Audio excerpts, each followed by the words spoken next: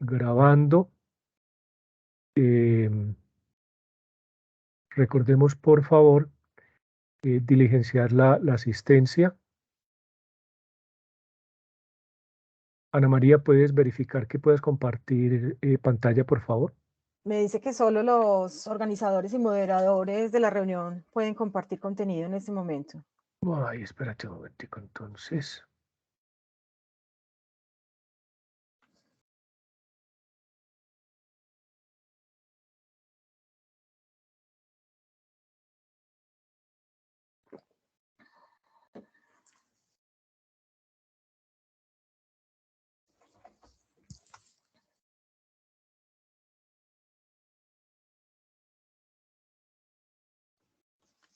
Ahora estás como moderadora y puedes compartir.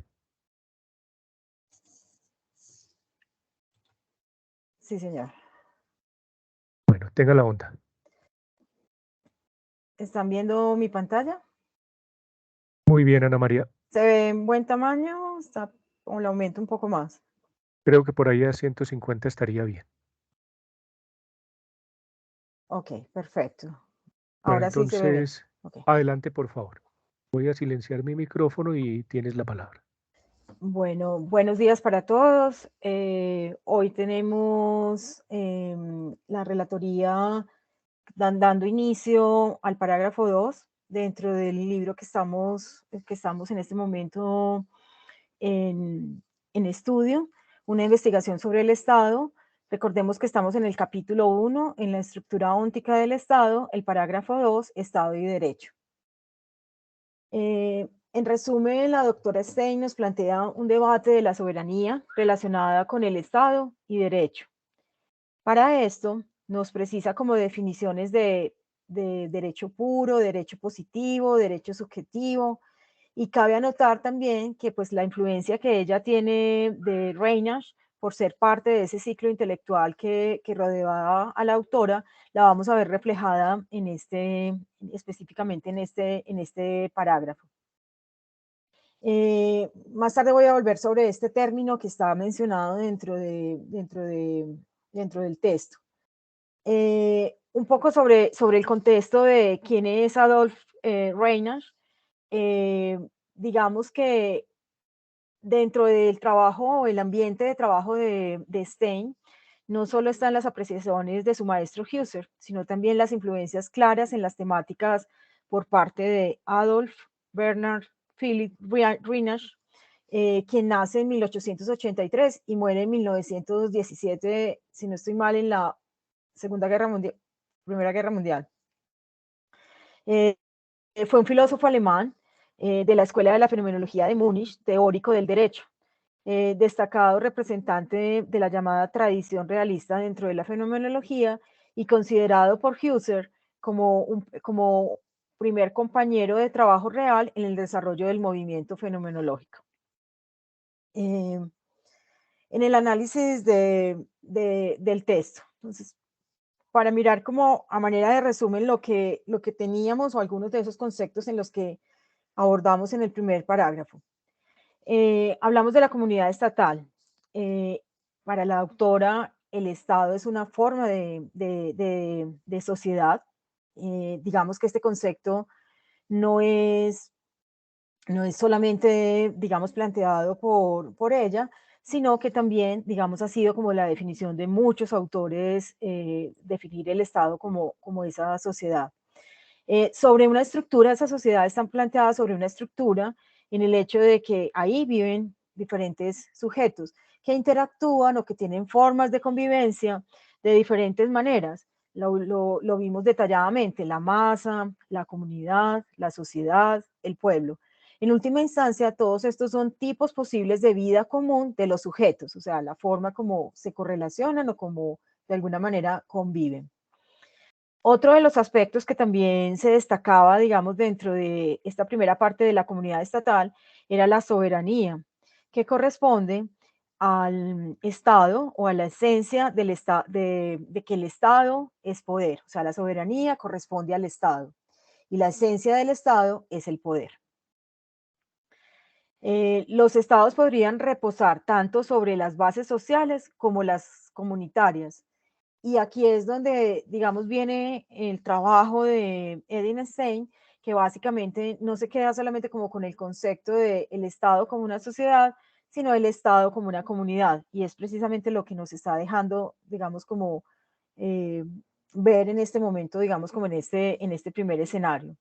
Ahora, para entrar ya, digamos, dentro del parágrafo, esas mismas consideraciones, digamos, anteriores o por lo menos en la manera en que yo trato aquí de resumirlas, quizás puedan faltar algunos aspectos importantes por destacar, digamos, de este primer parágrafo, pero todas estas consideraciones anteriores plantean como una definición o una manera como ambigua de ver como ese estado. Entonces, se puede ver como en dos líneas.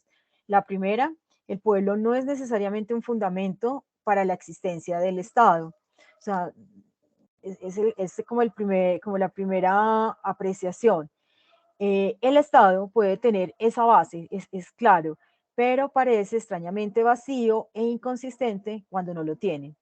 Entonces, no sé si podríamos decir aquí que de alguna manera el hecho de que el pueblo o estas formas de convivencia estén allí hacen parte de que sea una constitución, digamos, de Estado. Esta sí es una, pues digamos, como una interpretación que estoy haciendo en este momento. Esto lo podemos deslumbrar cuando nos enfocamos en el aspecto fundamental de constitución del Estado, las características de soberanía. Ahora bien, Stein nos plantea soberanía relacionado con Estado y derecho, que es lo que vamos a mirar en los literales de la A a la L que tenemos en este parágrafo 2. Miremos entonces el primer literal, derecho puro y derecho positivo. Empezamos a ver unas definiciones o a traer unos conceptos, la autora nos empieza a presentar unos conceptos y vamos entonces a desglosarlos para mirar qué es lo que nos quiere decir en este punto. Lo primero que la autora nos presenta es dos sentidos de la idea de derecho. Entonces, el derecho positivo y el derecho puro o derecho de vigor.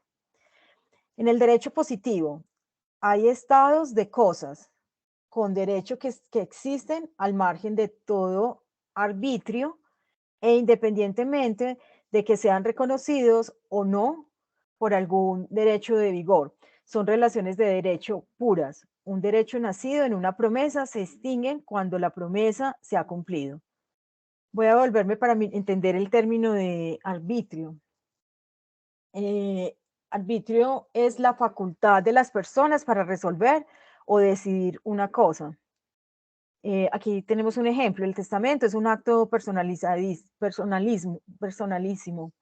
No podrá dejarse su formación en todo ni en parte al arbitrio de un tercero. Y la segunda como definición, decisión personal o capricho en el que se basa una forma de actuar y que no obedece a los principios dictados por la razón, la lógica o las leyes.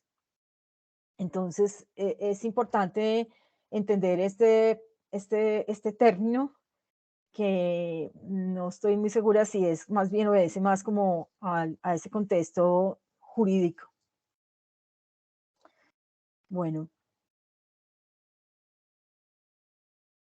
el derecho positivo es una creación o una aplicación arbitraria y por lo tanto es diversa según la convivencia. Es algo también que nos lo deja claro, digamos, dentro de este precisión del concepto derecho positivo. El derecho puro o el derecho en vigor, también llamado así por la autora, es el mismo en todos los tiempos y en todos los pueblos. Es un derecho perenne y no nace en un lugar o en un tiempo. Entonces, está digamos, este planteamiento claro de estos dos términos. De otra manera, se podría hablar también de diferencias entre ambos conceptos. Entonces, miremos qué diferencias hay en estos dos términos. Se refiere únicamente al contenido de los particulares, de los comportamientos del derecho, en una estructura a priori del derecho, y esta forma es común al derecho puro y al derecho positivo. O sea, ambos tienen esa misma o esa referencia, digamos, esa esos aspectos en común. En términos generales, todo derecho presenta normas de comportamiento para los individuos. Derecho como normas para la actuación, digamos, de la convivencia. Por lo tanto, un derecho tiene,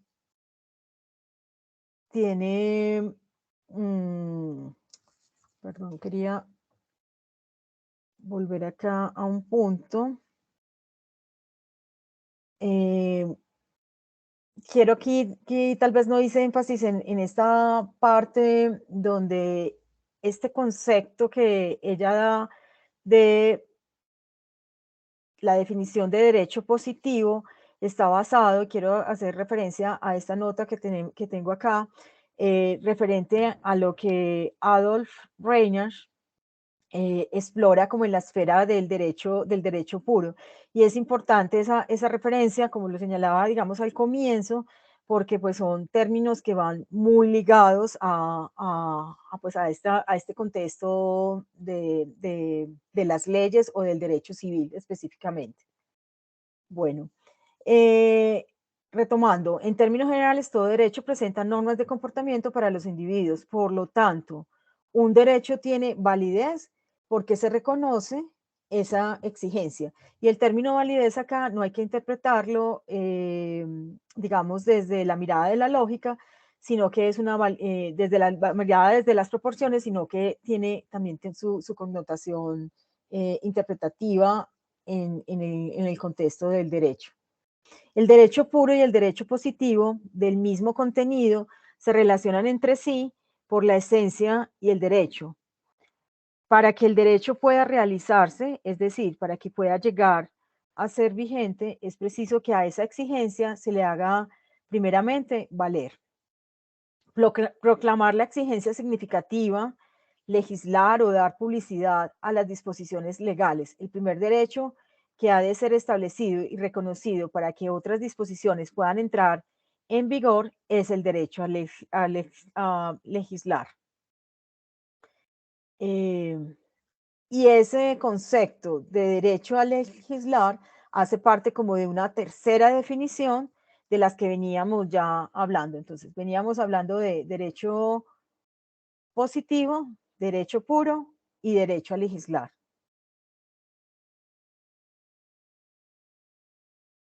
Para el literal B, la autora nos habla de la esencia de los actos de legislación o de legislativos. La esencia de la naturaleza de los actos de legislación están en dos, digamos como en dos aspectos, actos libres o voluntarios. Entonces miremos qué se entiende por un acto libre. El acto libre se caracteriza por una acción espontánea del yo, en el sentido de que debe su existencia al yo mismo y no se manifiesta y crece en él. Sin embargo, de alguna manera es independiente hasta cierto punto, como sucede en las tomas de conocimiento o tomas de postura. Un acto voluntario habitualmente se trata de una toma de posición y una decisión espontánea.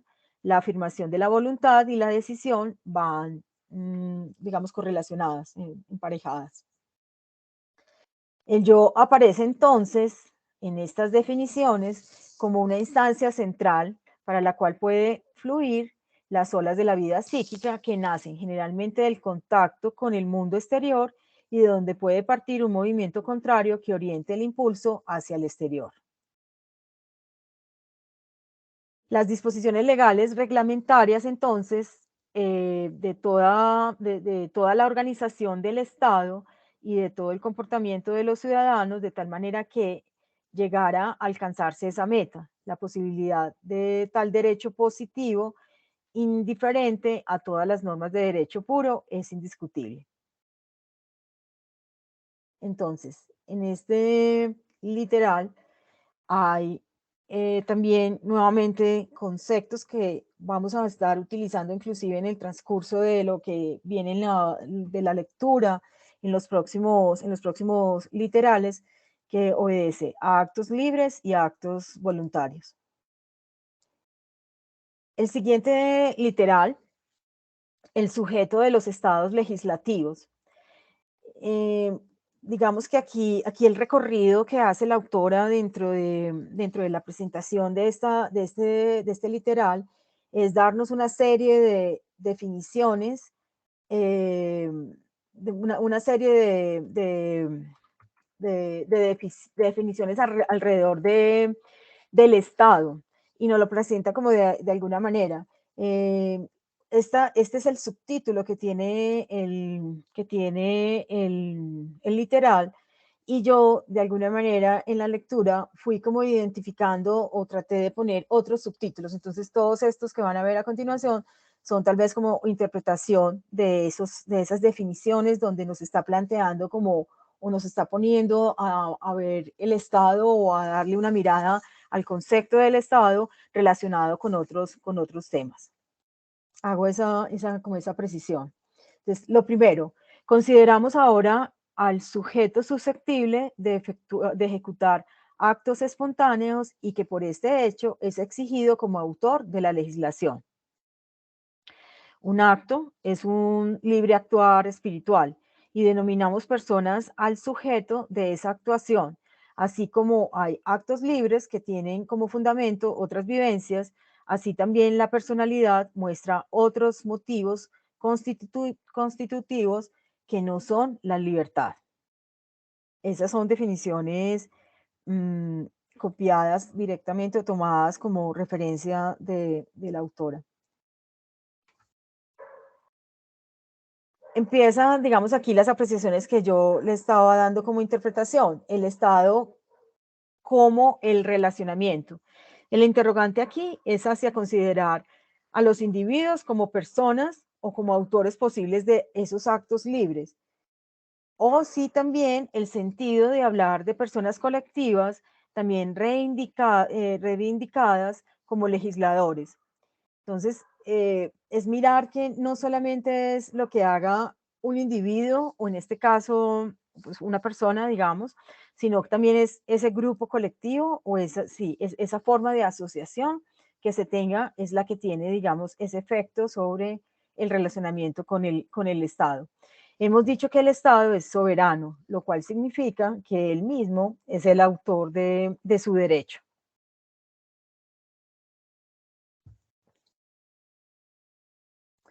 Ahora bien, el Estado es una relación de alianzas.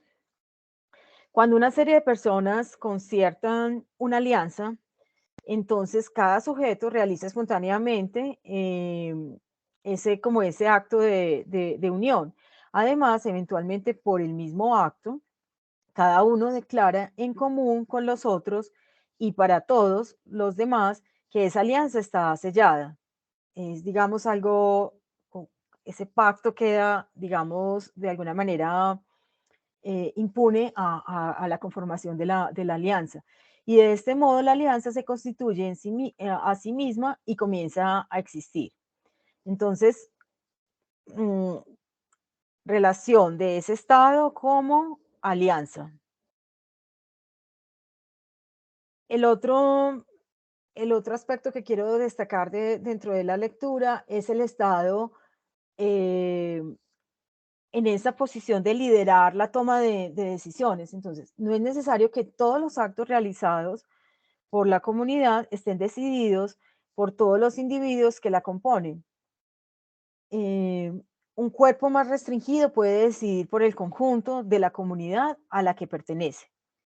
Creo que esto es de alguna manera también parte de lo que sucede en una asociación o en una comunidad, en esas asociaciones, en esa convivencia, hay como comportamientos mmm, que pueden ser innatos, que salen como de ese liderazgo. Entonces, no necesariamente tiene que ser como formalmente definido, pero y no necesariamente por estar todos unidos, tienen que estar todos tomando esas decisiones. Está básicamente alguien liderando específicamente esa toma de decisiones. Estado liderado como para tomar decisiones. El Estado y su fuente de conexión a la realidad. También interpretación que hago de esta definición que nos trae la autora. Donde hay un Estado, existe una esfera de realidad enteramente nueva, que repercute en la vida de los individuos que pertenecen a él y en su comunidad, esfera en la que, sin embargo, esta vida por sí misma no es suficiente. Ahora,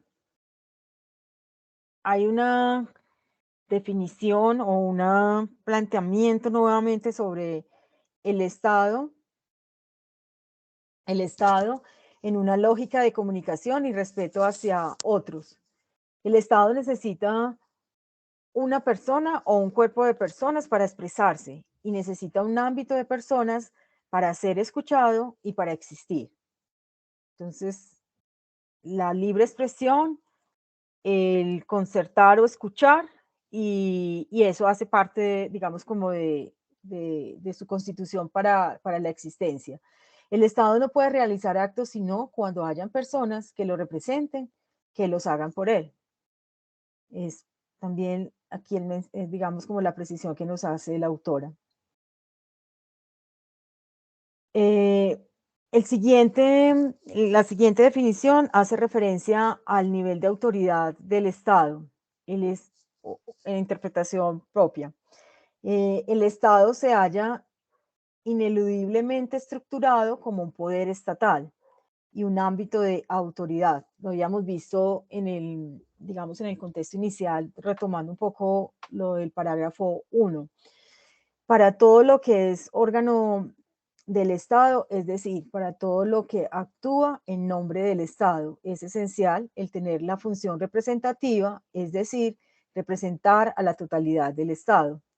Es un Estado por sí solo no puede ser parcializado, sino que va a toda esa totalidad de lo que lo está integrando.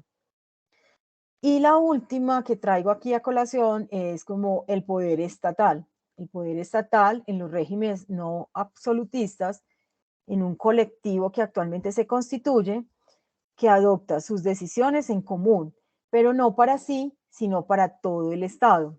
Creo que ahí vuelve a ser reiterativo, no puede ser parcializado, es la totalidad del Estado, representa la totalidad del Estado, para quien hace valer su derecho y al que pretende representar, es decir, también para el conjunto de personas que constituyen el ámbito de autoridad del Estado y que están representadas con él por los órganos del Estado. Bueno, hasta este punto tenía yo preparada, digamos, como la relatoría, como en estos tres literales. A manera de conclusión, digamos que el interrogante que me surge ahí es cuál es ese real valor del Estado. Y solamente quiero como mencionar que lo que está haciendo Edenstein aquí es dándonos como un recorrido por esas diversas definiciones sobre el Estado, pero definiciones asociadas a la relación con otros temas. Entonces hablábamos de relacionamiento, de alianzas, de toma de decisiones, de ese contexto externo o la realidad, de la forma como está toda esa interacción o esa comunicación, la autoridad y por supuesto el poder estatal. Y por último, señalo pues las fuentes bibliográficas, siendo el mismo libro, pero de dos diferentes fuentes. Una de la editorial Trota, que tiene algunas diferencias como de pronto en algunos, pues tienen diferente, digamos, siendo el mismo libro, tiene pues diferentes puntos ahí. Entonces dejo las dos referencias que estamos como tomando. Profesor Eignar, esta era la relatoría. Bueno, muchas gracias, Ana María. Entonces vamos a dar paso. Bueno, parece que Erika Leal no tuvo en cuenta los correos donde les informé de las novedades de plataforma. Ella se estaba conectando a Zoom. Entonces, para dar continuidad con el desarrollo de la sesión, pues abrimos la discusión en torno al parágrafo 2 específicamente literal A, B, C, y nos vamos, digamos que, a ceñir en torno a, como a las diferentes ideas. ¿Quién de los asistentes desea empezar? Recordemos que la participación puede girar. Una de las condiciones es que todos tenemos que leer previamente a la sesión la, el texto. Segundo, sacar observaciones, dudas, inquietudes para formular tanto, en este caso, a la relatora como a todos los asistentes. ¿Sí? Entonces, ¿quién? Ah, bueno, Sandra, adelante, por favor. ¿Me escuchan? Fuerte y claro, adelante. Bien. Ana María, muchas gracias por tu exposición. Estuvo pues muy clara, muy concisa. No obstante, tengo una duda y la verdad no sé si es porque de momento no lo capté o no está incluido dentro de lo que nos estabas exponiendo. Y es lo siguiente. Cuando hablaste de derecho, también se menciona que la autora nos habla que ese derecho se hace efectivo pues cuando las personas casi como que lo ejercen o lo reclaman. Hasta ahí está claro, pero me surge una duda y es en qué momento ese derecho se fractura y deja de pertenecer a los pueblos. Esa es la parte que me queda como en el aire. Muchas gracias, Ana. No, gracias, Sandra, por la pregunta.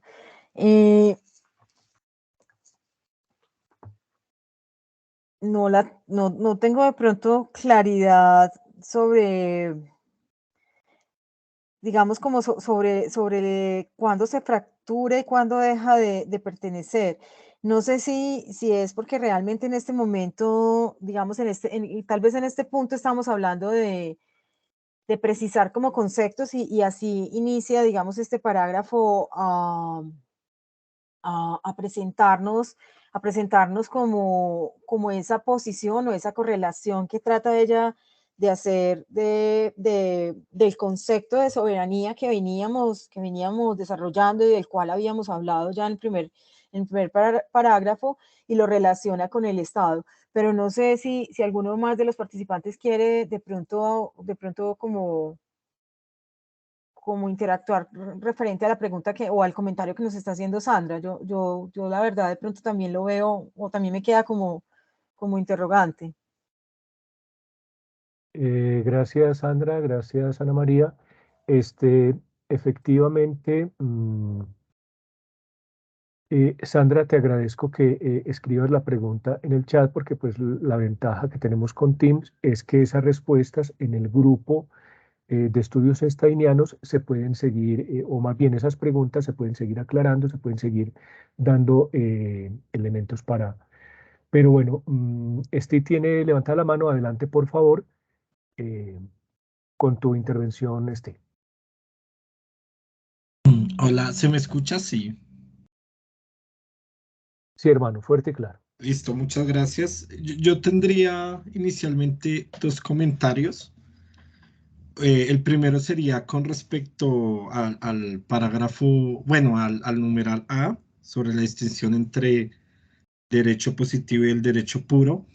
Yo quisiera decir que dentro del marco de la fenomenología en general, esta distinción entre disciplinas puras y disciplinas materiales siempre va a ser fundamental. Eh, digamos que ya sabemos que Edith Stein obviamente excede pues el pensamiento de Edmund Husserl, desde luego. No obstante, en esto siento que como buena fenomenóloga pues se cierne a estas distinciones entre disciplinas formales y materiales, ¿no? Digamos que en el caso de Husserl era con intereses más epistemológicos, donde las disciplinas formales o puras iban a fundamentar las disciplinas eh, empíricas o materiales.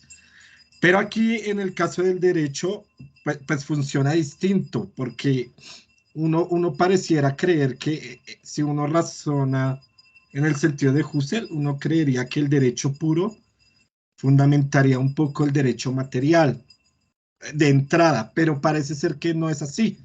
Parece ser que el Estado necesita tanto el ala pura del derecho como tanto el ala positiva del derecho. Yo siento que eso es fundamental. Por un lado, el Estado necesita regir, prescribir teóricamente ciertas disposiciones, pero también el Estado, dadas ciertas circunstancias, también debe generar ciertas leyes, ¿no? Entonces pareciera ser que el Estado necesita o tiene, al menos en lo que el derecho respecta, tanto una ala pura como una ala positiva. Creo que un Estado solo con derecho puro o un Estado solo con derecho positivo, pues no podría ejecutarse de manera plena. Eso con respecto al numeral A. Y con respecto a la pregunta que hizo la compañera anterior, yo creo, desde mi perspectiva y ateniéndome un poco al texto en el numeral C, yo creo que más o menos se puede responder esa pregunta. ¿En qué sentido? En que recordemos, y ya había salido esa discusión, de que Edith Stein, aunque hace una descripción fenomenológica de la estructura óptica del Estado, en todo momento se está separando del contractualismo clásico. Ella dice que el origen del Estado, o al menos la génesis del Estado, no radica en que haya una preexistencia de personas que se despojan de un derecho natural para luego cedérselo al Estado. Para Edith Stein la génesis no está ahí.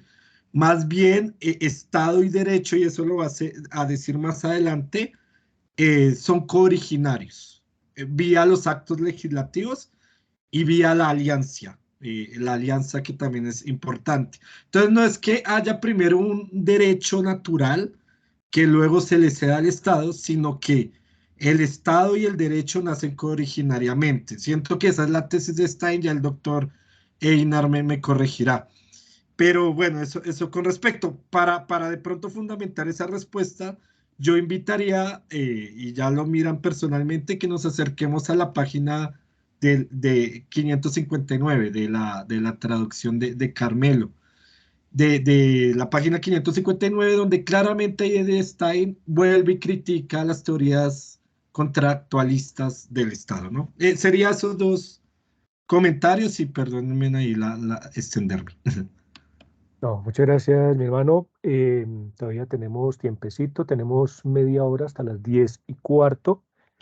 Em, la idea es entonces, a ver, a mí me parece muy oportuna tu intervención, Steve, porque pues efectivamente hay que, para poder comprender en, en la mayor amplitud, profundidad y rigurosidad el texto. Recordemos que estamos haciendo lectura, que estamos haciendo una aproximación. En estos momentos, digamos que la intencionalidad nuestra no es tanto eh, hacer un ejercicio digamos que de hermenéutica jurídica o de entrarnos en el derecho o en la filosofía política, sino que nos estamos acercando a la obra de una autora que, como bien hizo Steve, contextualizó, digamos que el marco fenomenológico. Ahora, no olvidemos también el contexto histórico en el que la autora compone la obra, ¿sí? Porque pues efectivamente, en lo que yo he dicho, digamos que esa idea de que la filosofía se escribe a partir de pensamientos descontextualizados, desarraigados de la realidad de las circunstancias, creo que eso ya está mandado a recoger, ¿sí? Ni siquiera Platón en la República estuvo pensando en los huevos del gallo, sino que siempre estuvo pensando en la realidad ática, ¿sí? En la realidad de Atenas. Entonces es muy importante que pensemos también el contexto. Obviamente hay que retomar muchos elementos del parágrafo primero. De hecho, ella en la introducción al parágrafo 2, pues está diciendo que hay unas cosas que esas consideraciones anteriores adquieren luz, se reconocen, pero que también mantienen una continuidad en ese problema de las relaciones entre el Estado y el derecho. ¿Sí? La soberanía es fundamental. A mí me parece que el ejercicio que ha hecho Ana María es muy importante por varias razones. El primero, porque es necesario tener suficiente claridad sobre el sentido de los conceptos. Por un lado, reconocer los conceptos claves del texto. Segundo, la definición que hace la autora. Steve nos decía ahorita una cosa muy importante. Miren, para poder comprender esto, vámonos a la página tal, ¿sí? Entonces también tenemos que empezar a identificar dónde podemos, en virtud del texto mismo, reconocer posibilidades de aclarar un sentido, ¿sí? Recordemos que en la propuesta que yo les envié sobre el grupo de estudios steinianos, el formato o digamos que la posibilidad de hacer el comentario de texto, ¿sí? Comentario de texto, es decir, primero, antes de criticar, antes de interpretar, de recrear el texto, lo tenemos que comprender el texto mismo, el autor, en su contexto lo suficientemente para poder, digamos que, empezar a volar el pensamiento nuestro por sí mismo, ¿sí? Si no hemos comprendido suficientemente el texto, los conceptos fundamentales.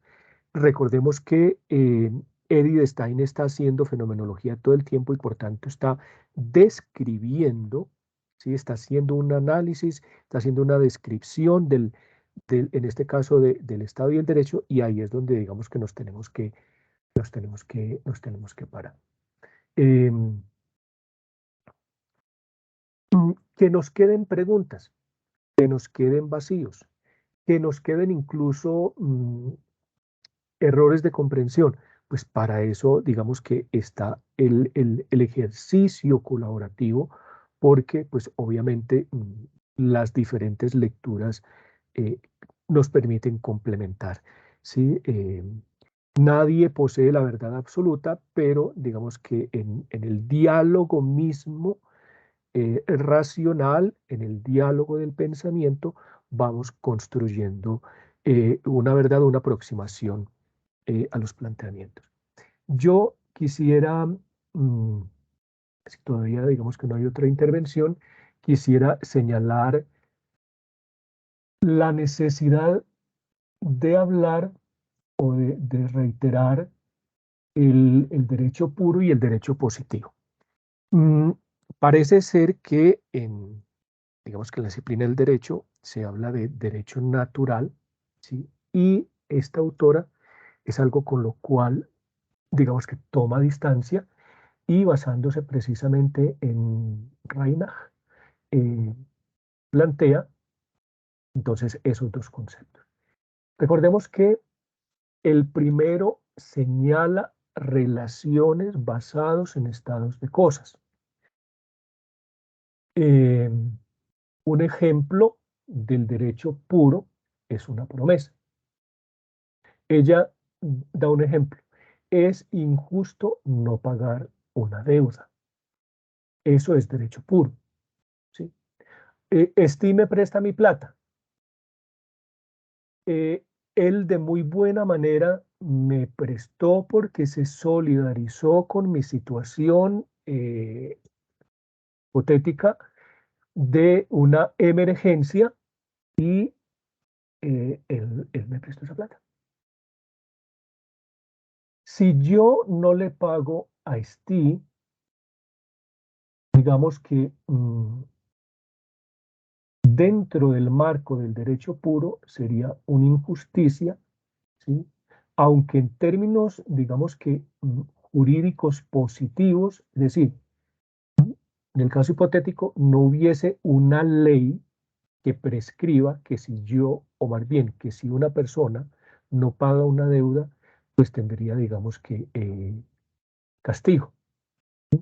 Entonces, es muy importante tener en cuenta como ese tipo de distinción entre el derecho puro y el derecho positivo. El derecho puro, insisto, es el que se da, digamos que cotidianamente en unas relaciones interpersonales. El derecho positivo o en vigor ya es creación o aplicación arbitraria, ¿sí? Y es diverso según la conveniencia, lugar o tiempo. Dice la autora que aunque difieren en contenido, les es común la forma. ¿Cuál es la forma? Que son normas de comportamiento, ¿sí? Ahora bien, para que el derecho entre en vigor se requiere, por un lado, exigencia o disposición de que se haga valer una persona que la haga valer y un conjunto de personas ante las cuales se haga valer y se reconozcan o se sometan a ella, ¿sí? El campo de vigencia de una ley es su esfera de autoridad que, sumada al poder estatal, constituyen un Estado. Entonces, miren, o sea, hay que leer despacio, reconocer la distinción de los dos conceptos, a qué se refiere que difieran en contenido, pero que les sea común la forma, y cuáles son, digamos que, las exigencias para que un derecho positivo entre en vigor, ¿sí? Hasta aquí, digamos que esa primera claridad. ¿Quién tiene algo más para agregar?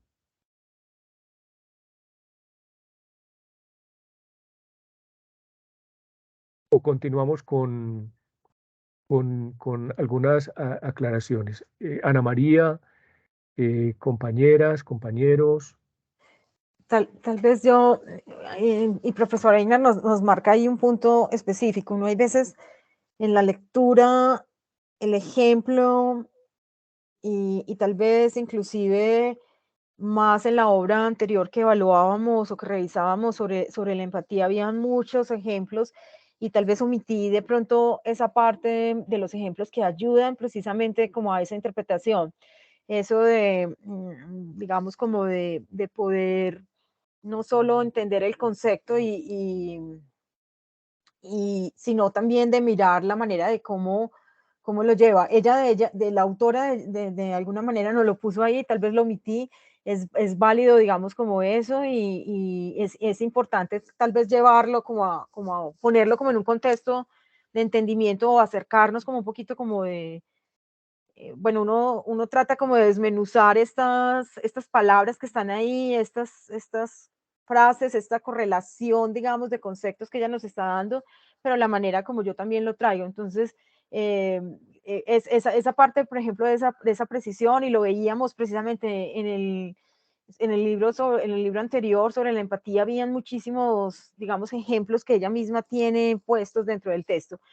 Quizás por ser un formato o un tema más bien en otra tónica, nos lo está dejando expresado como en una serie de conceptos, y entonces uno empieza a mirar todo esto. Cuando estaba tratando de hacer como ese esquema de resumen de los conceptos anteriores, son muchas las cosas de las que hemos precisado, y el primer parágrafo tiene, digamos, casi que, por decirlo así, eh, todos esos todas esas partes o fichas del ego que nos van a ayudar a entender lo que al final ella va a llegar a concluir sobre el Estado y sobre esa relación o ese concepto que de alguna manera quiere marcarnos o esa mirada de no ver el Estado como una sociedad, sino como una comunidad, y hacer ese ejercicio dentro de la fenomenología.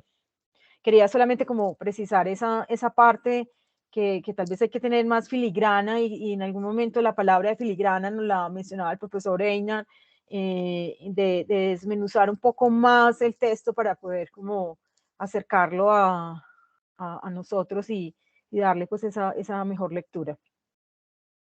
Gracias, Ana María. Sí, fíjate que es muy interesante, digamos que, bueno, una de las condiciones de este grupo es la apertura precisamente a este tipo de cuestiones, de observaciones, porque miren, el asunto fundamental está precisamente también en que nosotros podamos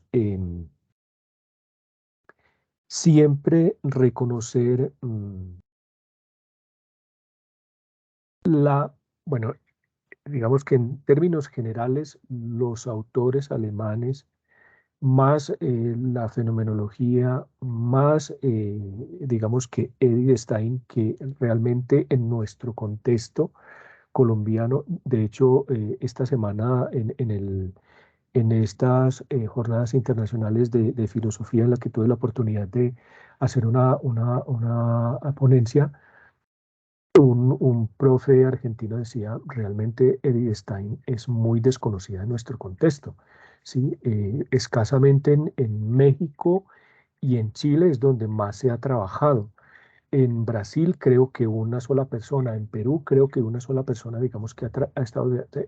Entonces, también sé que nos puede intimidar todo ese tipo de cuestiones que he señalado, pero la apertura de, bueno, venga, es difícil, ¿sí? Pero mi mamá me ha enseñado que a lo duro se le hace duro y que sé que leerlo 2, 3 veces para poder hacer ese tipo de análisis y de reconocimiento de la descripción que el autor está haciendo, en este caso, pues se hace. Y de todas maneras, creo que parte de la grandeza de un filósofo no está en que se la sepa toda, sino en la humildad de reconocer que no sabe nada, ¿sí? Y que todo el tiempo tenemos que estar aprendiendo y que tenemos que, entonces, digamos que por ese lado, creo que son disposiciones que se requieren en este caso. Lo otro es que somos aprendices de filosofía, que de derecho yo me declaro ignorante, estoy aprendiendo algo del derecho a través de Stein, ¿sí? Y que para uno, digamos que comprenderlo mejor, tendría que estudiar filosofía del derecho, por ejemplo, ¿sí? Yo de filosofía política también soy muy ignorante. A mí me encanta hablar con Tyron porque Tyron me parece que es, digamos que en la universidad, una autoridad en filosofía política, ¿sí? Entonces, pues también digamos que estoy aprendiendo. Entonces, por ese lado, o sea, como que desprevengámonos un poquito de que cometimos un error, pues sí, o sea, corrijámonos entre todos y con, con la humildad por un lado, pero también con la conciencia crítica de que estamos en un proceso de aprendizaje permanente. Steve, adelante. Gracias. Yo quisiera de pronto ampliar un poco lo del derecho positivo o derecho puro. Digamos que de entrada cuando uno lee, pues, no sé, digamos que lo va a decir a título personal,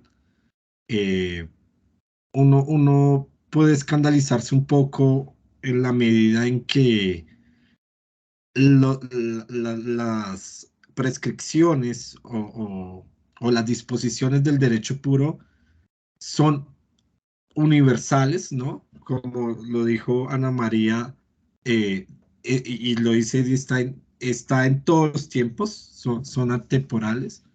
No importa las circunstancias, como si pasa con el derecho, pues con el derecho pues arbitrario, el derecho material según Edith Stein. Y pues uno queda como, bueno, ¿será posible tener disposiciones de tal tipo? ¿Será que en la práctica pueden existir disposiciones que basadas en razones valgan para uno y valgan para todos? Con independencia de si es posible tener tales prescripciones, yo creo que también la importancia del derecho puro es que siempre se generan unas prescripciones que, con independencia de quien asuma o no el poder, si están basadas en razones suficientes y fuertes, pues deben ser preservadas, incluso como valores. Pues pensemos en el caso de Colombia, en que con independencia del gobierno del turno y de las personas que estén ahí, hay unos valores en la Constitución que deben ser, en la medida de lo posible, preservados, ¿no? Y que esos valores no pueden ser cambiados con arbitrio del gobierno, las personas que estén del turno. Entonces yo creo que ese es como el valor del derecho positivo. Otras personas podrían ser muy escépticas a decir, no, pues mandatos universales es muy difícil tener, digamos, en la práctica. No obstante, sí se pueden tener como ciertos lineamientos que constriñen un poco la conducta y los gobiernos, ¿no? Entonces, sea el gobierno que sea, pues hay unos principios que de algún modo siempre se preservan y siempre se acuden. Por ejemplo, si uno mira la Constitución del 91, que se supone que es la constitución más democrática, hay unos principios fundamentales, ¿no? Y por ejemplo, en la coyuntura del gobierno actual, lo que ha dicho, por ejemplo, él es que él solo se va a tener a la carta magna, ¿no? A lo que pues prescriben esos principios. Entonces yo creo que ese es el valor del derecho positivo.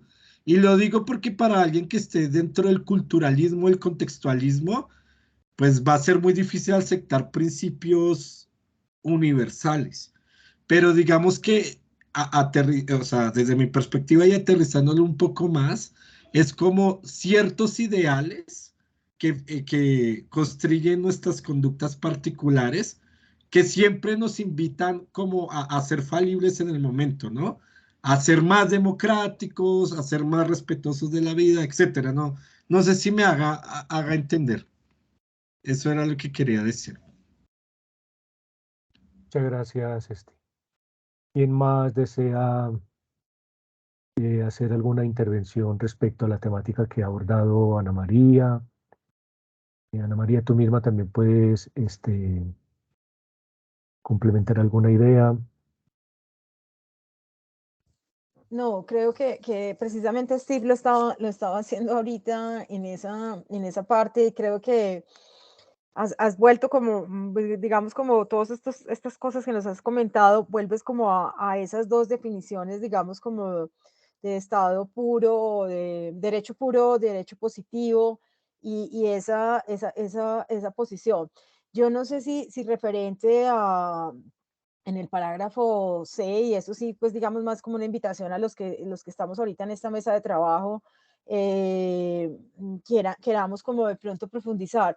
Yo lo que pasa es que cuando leí ese parágrafo empezaba empecé como pues en ese proceso, y no lograba como identificar antes de alguna manera, empecé como a tratar de ver que por todos lados estaba volver a ser reiterativo sobre la definición del Estado asociado, digamos, o relacionado, digamos, como a esas diversas como posiciones, temas de comunicación, temas de quién lo lidera, temas de cómo nos aliamos, cómo trabajamos. Entonces, no sé si los participantes quieran de pronto como que en estos minutos restantes hablemos un poquito sobre lo que pasaba, o lo que nos está planteando en ese literal C. Sería un poquito esa parte.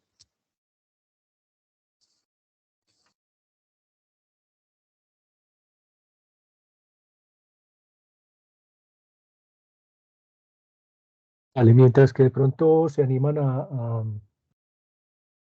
a responder a Ana María, yo quisiera llamar la atención. Bueno, ya hemos hablado de la distinción entre derecho puro y derecho positivo, y es muy importante que tengamos en cuenta también en esa distinción, o más bien sí, análisis conceptual o en esa descripción lo que son actos legislativos y actos de gobierno, ¿sí? Para poder comprender luego, digamos que otros conceptos como sujeto de los actos legislativos, eh, los actos del Estado, ¿sí? Bueno, después entre las páginas 559 a 563 va a ser una distinción muy importante de actos legislativos, actos judiciales y actos ejecutivos, ¿sí? Pero digamos que por ahora, entre la página 553 y 554, la autora nos va a hablar en los siguientes términos sobre los actos legislativos.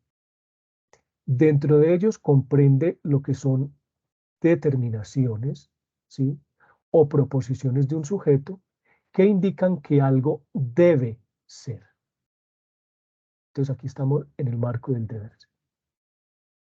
Y nos plantea, para comprender ese concepto de los actos legislativos, con dos ejemplos. Lo que es una proposición teórica y lo que digamos que sería un precepto, el deber ser. ¿Sí? Entonces, la proposición o el enunciado teórico serían estos términos según la autora. La alta traición será castigada con pena de muerte. ¿Mm? Eso es una proposición teórica, un enunciado. Ahora, cuando se pasa del enunciado, del simple enunciado, de la simple proposición, al precepto, ¿sí? Cuando se dice, comillas, la alta traición acarrea necesariamente la pena de muerte. Una cosa es que diga que la alta traición será castigada, es hipotética, en un enunciado, es una proposición, y otra cosa es que se preceptúe diciendo que la alta traición acarrea, desencadena en pena de muerte. Entonces, insisto, es muy importante que leamos pausadamente, reconociendo conceptos, ejemplos que nos permitan a nosotros poder reconocer esto. Dice, las disposiciones del derecho positivo deben su contenido no a estados de cosas o bases teóricas, sino a lo puramente arbitrario. Ese arbitrario hay que entenderlo en términos de convención.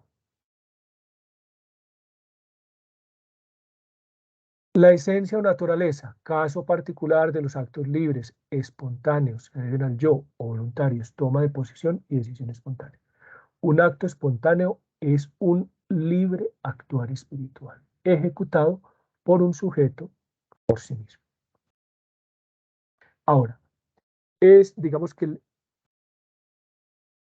¿qué se entiende por un acto de gobierno? El dar órdenes dimanadas por el Estado. Y digamos que los actos de gobierno están al servicio precisamente de los actos legislativos. Entonces, es muy importante que piano a piano, poco a poco, vamos, como son textos tan densos, podamos reconocer como esos detalles que nos permiten a nosotros mayor claridad. ¿Alguien que desee intervenir en lo que decía ahorita Ana María?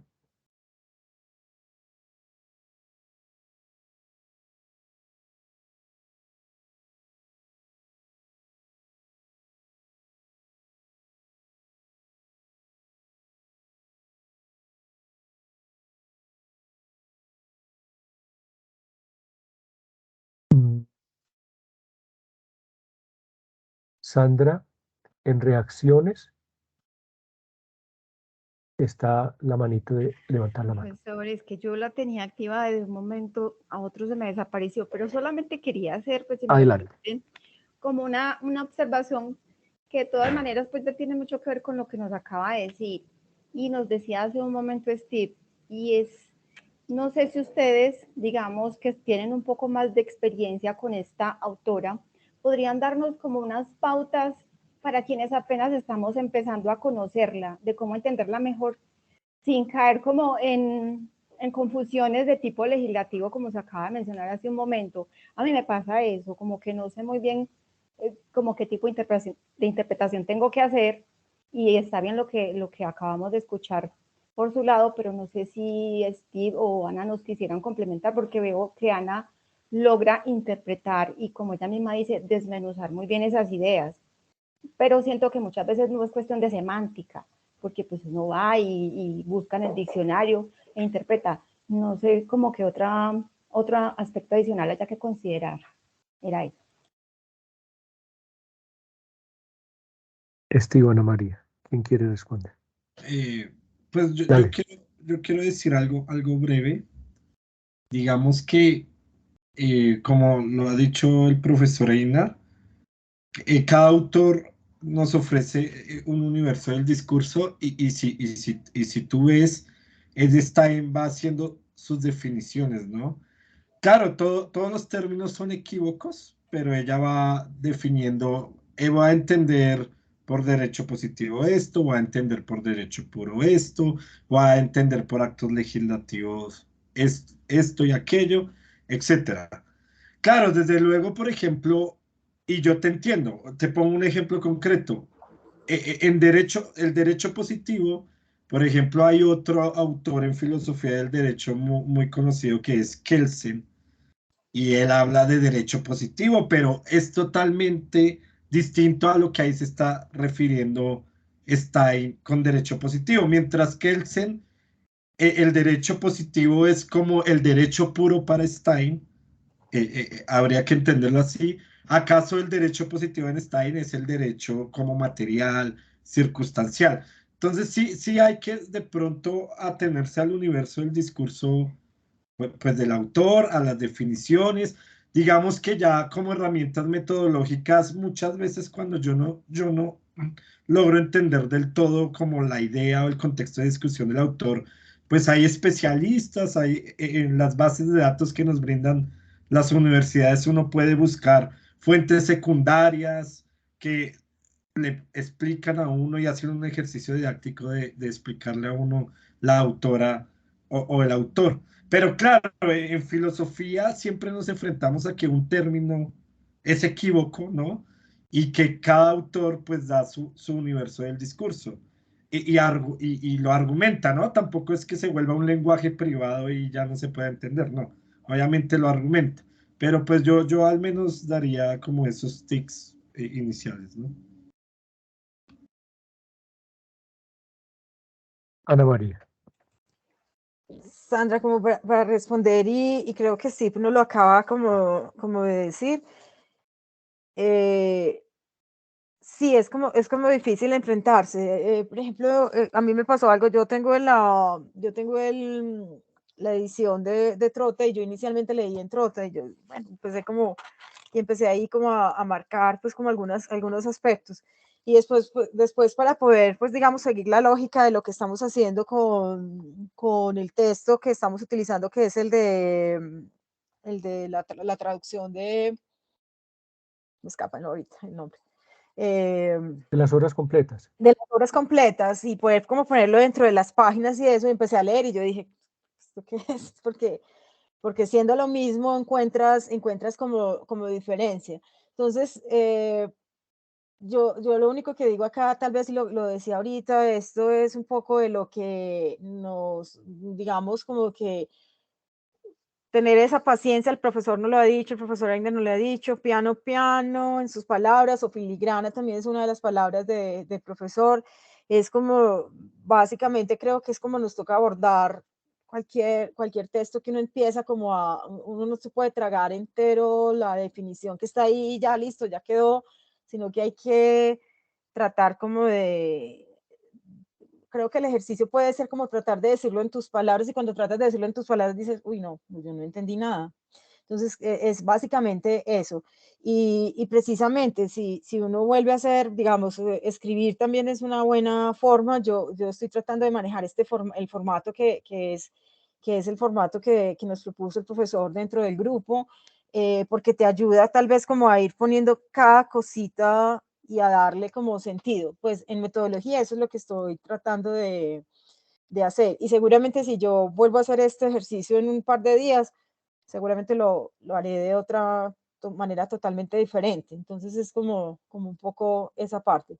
Pero pues, y lo de las fuentes secundarias es muy bueno lo que mencionaba Steve, porque sí abordé algunas como para mirar quiénes estaban dando interpretación sobre estos conceptos de Estado, y eso también te ayuda, digamos, como a hacer referencia a lo que de pronto uno no ve en primera mano cuando está leyendo el texto. Entonces es básicamente como esa un poquito como metodología, si estuviéramos hablando de cómo es el método.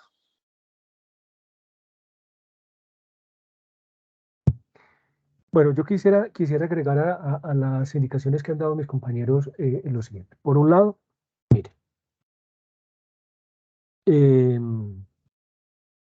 es importante que, a ver, no nos llenemos de miedo, obviamente tampoco de confianza. Lo uno y lo otro en extremo es supremamente peligroso, ¿sí? Eh, uno podría, digamos que, valerse también de un diccionario. Lamentablemente en estos momentos sobre Stein hay un diccionario, pero o sea, es diccionario de la autora, de sus obras, de sus conceptos, está en alemán. No hay algo así como, por ejemplo, uno ya encuentra en español un diccionario de, por ejemplo, de Nietzsche, para comprender a Nietzsche, para comprender a, por ejemplo, a Michel Foucault, creo que hay otro, eh, para comprender a Heidegger también. Digamos que, insisto, es una autora que relativamente es desconocida, como decía ahorita Sandra, ¿sí? Sorprende que ya no esté en la lista de filósofos de ética necesarios para estudiar.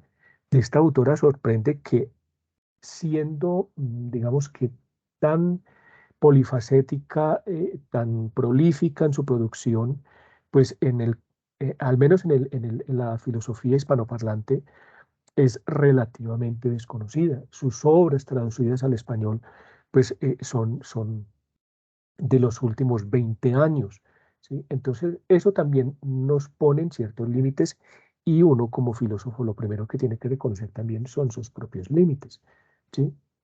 No hablamos alemán, por ejemplo, ¿sí? Eh, es muy importante, digamos que yo siempre he dicho, mire, yo me doy la pela primero con la fuente primaria. Obviamente me ayudo con fuentes secundarias, pero siempre trato de, si algo, digamos que un concepto no me queda en este momento suficientemente claro, pues yo siempre que voy leyendo voy tomando nota, y donde encuentro mayor claridad en torno a un concepto que anteriormente no me era suficientemente claro, entonces empiezo como a establecer relaciones entre las diferentes páginas, ¿sí? O a través de un Word voy digitando qué conceptos voy encontrando y en qué página encuentro de hecho, Edith Stein no da una definición tipo diccionario, sino que ella sobre un concepto dice algo, más adelante agrega, complementa, más adelante agrega, complementa. Entonces el ejercicio está en tener el tino para decir, esto que está diciendo, esta autora está diciendo acá, me sirve para ampliar el sentido, el concepto que inicialmente me era oscuro, ¿sí? Entonces, yo creo que, a ver, a nadar se aprende nadando. En algunos casos nos toca tomar agüita, digamos que nos sentiremos con el peso del texto encima, pero insisto, o sea, creo que la filosofía occidental, para muchos autores solamente hay filosofía occidental. Yo reevaluaría eso, pero digamos que en términos generales, la filosofía occidental nos ha enseñado a ser muy pedantes, a creer que lo manejamos, que tenemos el dominio de todo. ¿Sí? ¿No? Pues si nos equivocamos, pues para eso está el otro compañero, para eso está Steve, para eso está Ana María, para, para, para eso están ustedes también, porque digamos que yo leo con mis ojos, yo leo con mi formación, leo con mis prejuicios, leo con mis deficiencias y con mis límites. Y mis prejuicios, mis deficiencias y mis límites no son los mismos que pueda tener Ana María o que pueda tener este. ¿Sí? Entonces, en eso también nosotros tenemos que aprender a que estamos nadando en unas aguas que nos son completamente desconocidas, que en algunos momentos vamos a tragar agua, que en otros momentos vamos a sentirnos que vamos eh, cómodos, pero digamos que eso no nos angustia. ¿Sí? Eh, Insisto, son lecturas.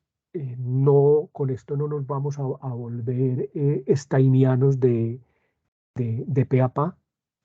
Nos estamos antojando, estamos reconociendo esta autora, estamos acercándonos a su obra. Pero pues de todas maneras, Ana María lo ha hecho bien.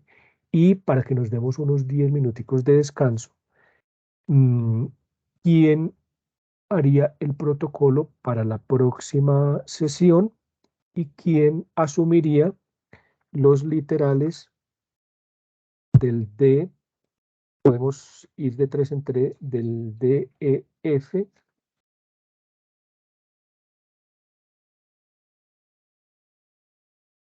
Sí, D, E, F. Esos 3 literales, porque ese parágrafo siempre es grandecito.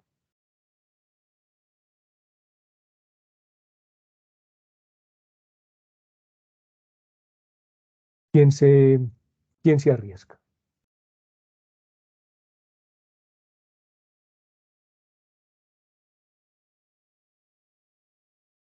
Que no hayan hecho ya protocolo o relatoría.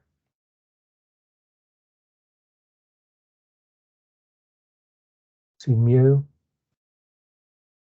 Sandra, Luz, Marlon, Zulma, Laura, César, Augusto, César. Profesor, pues como no, no creo tengo que Sandra manito, ya. qué pena, como no tengo manito, tomé la vocería. Pues yo ya hice protocolo, pero pues si no hay quien pueda hacerlo, yo podría volverlo a presentar. Me gustaría más adelante hacer la relatoría. De momento, honestamente, no me siento preparada, pero pues si me dan oportunidad, más o menos unos 3 sesiones más lo puedo hacer. Vale, Sandra, mil gracias por tu buena voluntad.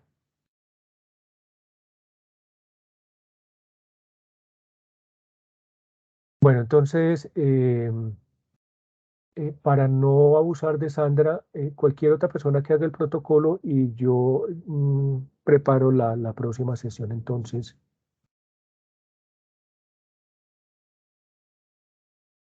recuerden que el protocolo lo pueden hacer recogiendo las ideas principales. Hay una propuesta, yo les comparto el video para que vuelvan y escuchen la sesión.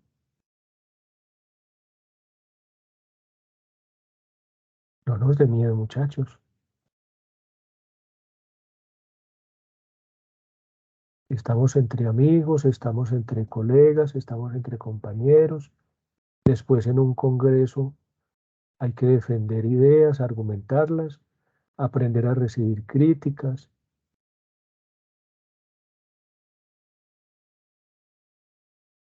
Bueno, en el transcurso de la semana me van diciendo si hay alguien que se arriesgue a hacer el protocolo de esta sesión y pues si no, entonces en la próxima reunión abordamos directamente la relatoria. Un fuerte abrazo, muchas gracias. Ana María, te reitero los agradecimientos, el apoyo, el interés que siempre has mostrado pues, por realizar este tipo de actividades. Recordemos que para el Club Virtual de Lecturas Filosóficas también están llegando a sus correos los enlaces, porque pues, en el caso de Teams es un enlace por cada sesión. Ok. Un abrazo, muchas bendiciones. Muchas gracias. Hasta luego, gracias a Chao. todos. Gracias, nos vemos. Gracias, hasta luego. Gracias. Muchas gracias, profesor.